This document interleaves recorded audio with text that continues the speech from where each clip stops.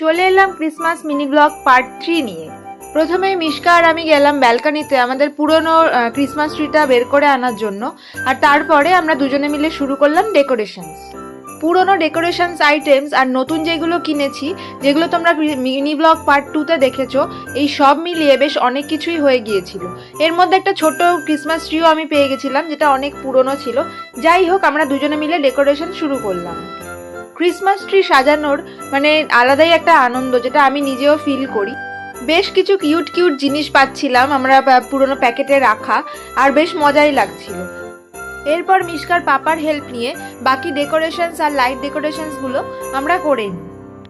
Christmas স্টকিংসগুলো সাজানোর পর সব শেষে স্নো বানিয়ে তুলো দিয়ে আমাদের ডেকোরেশনটা শেষ করা হয়।